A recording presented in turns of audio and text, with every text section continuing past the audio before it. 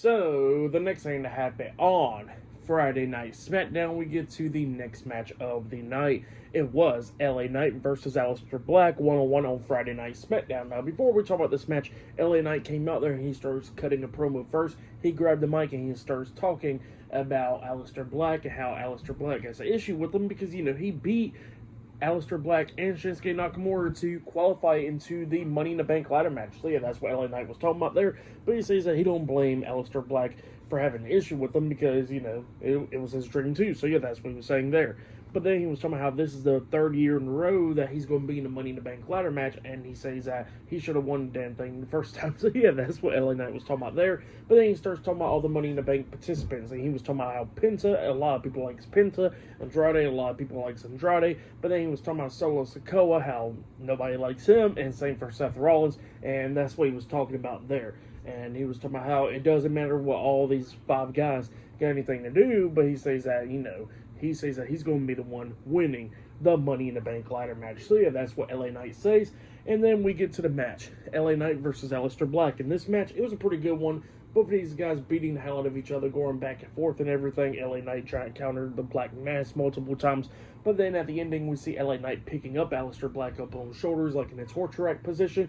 And then he hits the burning hammer onto Aleister Black, and Black rolls out the ring, and then we see LA Knight trying to get back up, but he's like on his hands and knees, and then all of a sudden we see Seth Rollins comes running in there, hitting a curb stomp onto LA Knight, which he caused a match. So yeah, LA Knight defeats Aleister Black by disqualification, and then we see Seth going back into the corner because LA Knight was getting back up to his feet, and he was trying to set up for another curb stomp onto LA Knight up until Aleister Black gets into the ring, getting face to face with Seth, and Seth looks at him and he says, "I don't want none."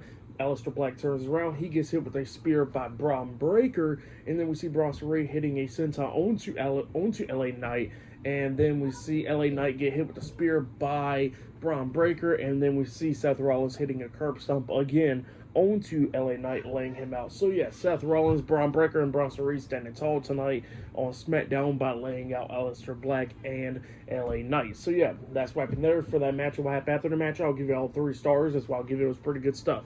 But yeah, that's what happened there.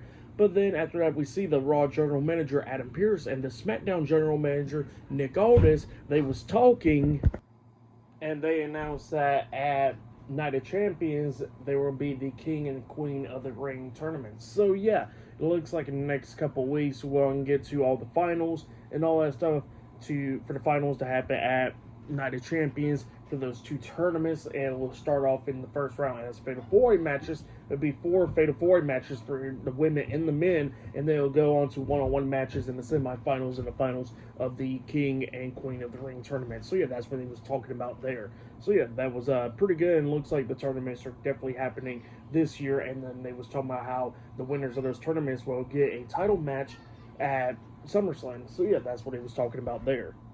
But then after that, we see Byron Saxton. He comes out there interviewing Jay Cargill backstage, and Jay was talking about how she's upset that she can't go into the Money in the Bank ladder match, but she can't do nothing about it.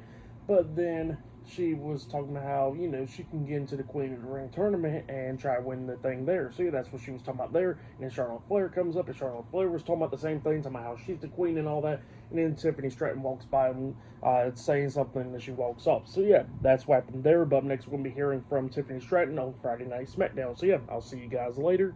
Till then.